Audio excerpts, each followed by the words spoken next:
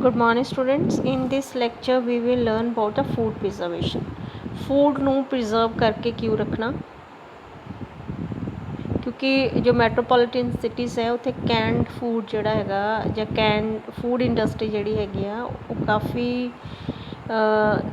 ज़्यादा पॉपुलर है और even in the foreign countries the canned food is very popular because of the saving of time for the preparation of the food. So canned foods ਦੇ ਵਿੱਚ ਜੋ ਮਾਈਕਰੋਗੈਨਿਜ਼ਮਸ ਹੈ ਕਿਉਂਕਿ they are full of nutrients and they can act as a medium for the contamination ਔਰ they can act as a medium for the growth of ਮਾਈਕਰੋਗੈਨਿਜ਼ਮਸ।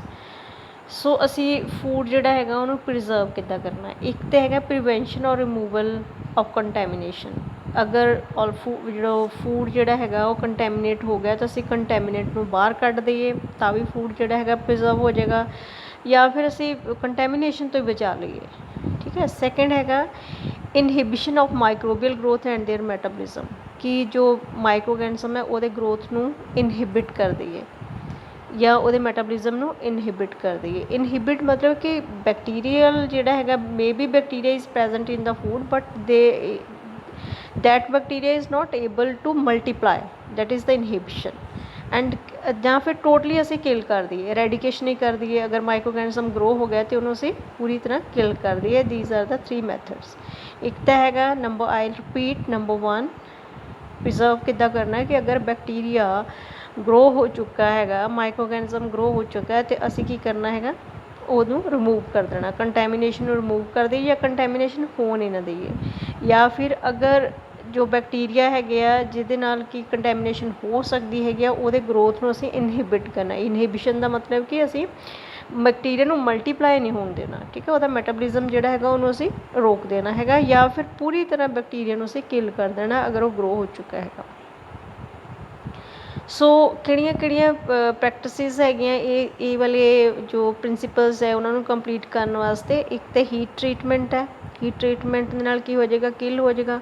Low temperature treatment ਹੈ, ਉਹਦੇ ਨਾਲ ਕੀ ਹੋ ਗਈ, ਇਨਹਿਬਿਸ਼ਨ ਹੋ ਜਾਏਗੀ ਮਾਈਕਰੋਬੀਅਲ ਗਰੋਥ ਦੀ। ਡੀਹਾਈਡਰੇਸ਼ਨ ਹੈ, ਡੀਹਾਈਡਰੇਸ਼ਨ ਨਾਲ ਵੀ ਕਿਲ ਹੋ ਗਿਆ। ਆਸਮੈਟਿਕ ਪ੍ਰੈਸ਼ਰ ਟਰੀਟਮੈਂਟ ਦੇ ਨਾਲ ਵੀ ਕਿਲ ਹੋ ਜਾਏਗਾ। ਕੈਮੀਕਲ ਟਰੀਟਮੈਂਟ ਨਾਲ ਵੀ ਕਿਲ ਹੋ ਜਾਏਗਾ, ਅਤੇ ਰੇਡੀਏਸ਼ਨਸ ਦੇ ਨਾਲ ਵੀ ਕਿਲ ਹੋ ਜਾਏਗਾ। So there are the different methods, heat treatment, low temperature treatment, dehydration, osmotic pressure treatment, chemical treatment and treatment by radiations।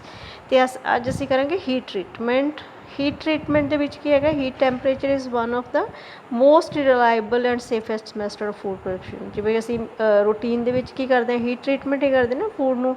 ਅਗਰ ਮਿਲਕ ਨੂੰ ਅਸੀਂ ਨਹੀਂ ਗਰਮ ਕਰਦੇ ਜਾਂ ਬੋਇਲ ਨਹੀਂ ਕਰਦੇ ਤਾਂ ਉਹ ਕੀ ਹੋ ਜਾਏਗਾ, ਖਰਾਬ ਹੋ ਜਾਏਗਾ। ਇਸ ਲਈ ਅਸੀਂ ਉਹਨੂੰ ਹੀਟ ਟਰੀਟਮੈਂਟ ਦਿੰਦੇ ਹੈਗੇ ਹਾਂ।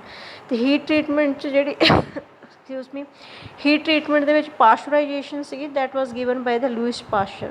ਲੂਇਸ ਪਾਸਚਰ ਦੀ ਟੈਕਨੀਕ ਸੀਗੀ। ਇਹਦੇ ਵਿੱਚ ਅਸੀਂ ਕੀ ਕਰਦੇ ਹੈਗੇ ਹਾਂ, ਫੂਡ ਦੇ ਵਿੱਚ ਇਹ ਬਹੁਤ ਹੀ ਕਾਮਯਾਬ ਹੈਗੀ ਆ ਟੈਕਨੀਕ ਪਾਸਚਰਾਈਜੇਸ਼ਨ। ਇਹਦੇ ਵਿੱਚ ਅਸੀਂ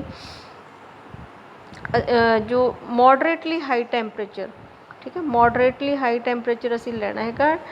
ਉਹਨੂੰ ਅਸੀਂ ਕੀ ਕਰਨਾ ਹੈਗਾ ਆ, to reduce the number of viable microorganisms and to eliminate the human pathogenic microorganisms। जो डिजीज़ कॉजिंग बैक्टीरिया है या वाइबल माइक्रोऑर्गेनिजम्स हैगे ਉਹਨਾਂ ਨੂੰ ਅਸੀਂ ਕੀ ਕਰਨਾ ਹੈਗਾ, ਇੱਕ ਮੋਡਰੇਟ ਟੈਂਪਰੇਚਰ, ਮੋਡਰੇਟਲੀ ਹਾਈ ਟੈਂਪਰੇਚਰ ਦੇ ਉੱਪਰ ਅਸੀਂ ਉਹਨੂੰ ਐਕਸਪੋਜ਼ਰ ਦੇਣਾ ਹੈਗਾ।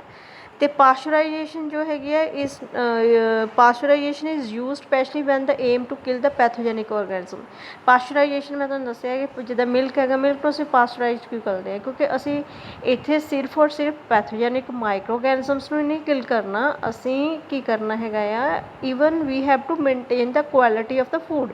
ਮਿਲਕ ਨੂੰ ਪਾਸਚਰਾਈਜ਼ ਕਰਦੇ ਹੈਗੇ ਆ, ਬਟ ਪਾਸਚਰਾਈਜੇਸ਼ਨ 'ਚ ਪ੍ਰੋਟੀਨ ਡੀਨੇਚਰ ਹੋ ਜਾਣਗੇ ਹਾਈ ਟੈਂਪਰੇਚਰ 'ਤੇ, to maintain the quality, to maintain the nutrients, to maintain the proteins of the milk, we have to do the pasteurization of the milk। so pasteurization 'ਚ ਕਿ kill pathogenic organisms, ਮਾਈਕਰੋਗੈਨਿਜ਼ਮ ਨੂੰ ਅਸੀਂ ਕਿਲ ਵੀ ਕਰ ਦਿੱਤਾ, ਅਤੇ ਜੋ ਸਪਾਈਲੇਜ ਔਰਗੈਨਿਜ਼ਮਸ ਹੈਗੇ ਆ ਉਹਨਾਂ ਨੂੰ ਅਸੀਂ ਜ਼ਿਆਦਾ ਹੀਟ ਵੀ ਨਹੀਂ ਕੀਤਾ। ਉਹਦੀ ਜਿਹੜੀ ਆਪਣਾ ਫੂਡ ਹੈਗਾ ਉਹਦੀ ਕੁਆਲਿਟੀ ਜਿਹੜੀ ਹੈਗੀ ਆ ਉਹਨੂੰ ਅਸੀਂ ਮੇਨਟੇਨ ਕੀਤਾ ਹੈਗਾ। So pasteurization does not kill all the microorganisms, it is necessary to store these products at low temperature. ਅੱਗੇ ਇੱਕ ਵਾਰੀ ਅਸੀਂ ਇਹਨੂੰ ਪਾਸਚਰਾਈਜ਼ ਕਰ ਦਿੱਤਾ ਹੈਗਾ ਅਤੇ ਉਹਦੇ ਨਾਲ ਕਿਉਂਕਿ ਟੈਂਪਰੇਚਰ ਜਿਹੜਾ ਹੈਗਾ that is 62.8 degree for 30 minutes. Autoclave ਆਪਾਂ ਕਿੱਥੇ ਕਰਦੇ ਹਾਂ 121 ਡਿਗਰੀ ਫॉर 121 ਡਿਗਰੀ ਅਸੀਂ ਆਟੋਕਲੇਵਿੰਗ ਜਿਹੜੀ ਹੈਗੀ ਆ ਉਹਨੂੰ ਅਸੀਂ 30 ਮਿਨਟਸ ਲਈ ਕਰਦੇ ਹੈਗੇ ਆ। ਠੀਕ ਹੈ, ਇਹਦੇ ਵਿੱਚ ਦੇਖੋ ਟੈਂਪਰੇਚਰ ਕਿੰਨਾ ਘੱਟ ਹੈਗਾ ਜਸਟ ਫਾਰ 30 ਮਿਨਟਸ ਵਾਸਤੇ। ਅਗਰ ਇੰਨੇ ਘੱਟ ਟੈਂਪਰੇਚਰ 'ਤੇ ਅਗਰ ਅਸੀਂ ਪਾਸਚਰਾਈਜ਼ ਕਰਦੇ ਹੈਗੇ ਤਾਂ ਜ਼ਰੂਰੀ ਨਹੀਂ ਹੈ ਕਿ ਸਪੋਰ ਫਾਰਮਿੰਗ ਬੈਕਟੀਰੀਆ ਜਾਂ ਥਰਮੋਫਾਈਲ ਬੈਕਟੀਰੀਆ ਜਿਹੜੇ ਹੈਗੇ ਉਹ ਕਿਲ ਹੋ ਜਾਣਗੇ। ਇਸ ਲਈ ਅਸੀਂ ਉਹਨਾਂ ਨੂੰ ਕੀ ਕਰਨਾ ਹੈਗਾ, ਇੱਕ ਵਾਰੀ ਪਾਸਚਰਾਈਜ਼ ਕਰਕੇ ਉਸ ਤੋਂ ਬਾਅਦ ਆਪਣੇ ਪ੍ਰੋਡਕਟ ਨੂੰ ਲੋ ਟੈਂਪਰੇਚਰ 'ਤੇ ਰੱਖਣਾ ਹੈਗਾ। ਸੋ ਪਾਸਚਰਾਈਜੇਸ਼ਨ ਦੇ ਦੋ ਮੈਥਡ ਹੈ, ਇੱਕ STST ਦਾ ਮਤਲਬ ਹੁੰਦਾ ਹੈਗਾ ਹਾਈ ਟੈਂਪਰੇਚਰ ਸ਼ਾਰਟ ਟਾਈਮ, ਠੀਕ ਹੈ, ਅਤੇ ਲੋ ਟੈਂਪਰੇਚਰ ਲੌਂਗ ਟਾਈਮ। ਅਗਰ ਟੈਂਪਰੇਚਰ ਘੱਟ ਹੈ ਤਾਂ ਟਾਈਮ ਸਾਨੂੰ ਜ਼ਿਆਦਾ ਕਿਲ ਕਰਨ ਲਈ ਲੱਗੇਗਾ ਬੈਕਟੀਰੀਆ ਲਈ, ਅਗਰ ਟੈਂਪਰੇਚਰ ਜ਼ਿਆਦਾ ਹੈ ਤਾਂ ਸਾਨੂੰ ਕਿਲ ਕਰਨ ਵਾਸਤੇ ਸ਼ਾਰਟ ਟਾਈਮ ਲੱਗੇਗਾ। ਸੋ ਦ ਮਿਨੀਮਮ ਹੀਟ ਟਰੀਟਮੈਂਟ ਜੋ ਹੈ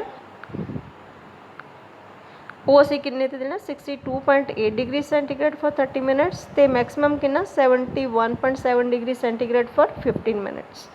ਠੀਕ ਹੈ, ਐਂਡ ਜੋ ਵਾਈਨਸ ਹੈਗੀਆਂ ਜਿਹਦੀ ਸਭ ਤੋਂ ਪਹਿਲਾਂ ਪਾਸਚਰਾਈਜੇਸ਼ਨ ਟੈਕਨੀਕ ਆਈ ਸੀ ਉਹਨੂੰ 80 to 85 ਡਿਗਰੀ ਵਾਸਤੇ ਅਸੀਂ ਜਾਂ ਜੂਸਿਸ ਜਿਹੜੇ ਆ 76.7 ਡਿਗਰੀ ਤੇ 30 ਮਿਨਟਸ 'ਤੇ ਅਸੀਂ ਇਹਨੂੰ ਕਰ ਸਕਦੇ ਹੈਗੇ, ਪ੍ਰੀਜ਼ਰਵ ਕਰ ਸਕਦੇ ਹੈਗੇ ਆ। So next I will cover in the next lecture. Thank you.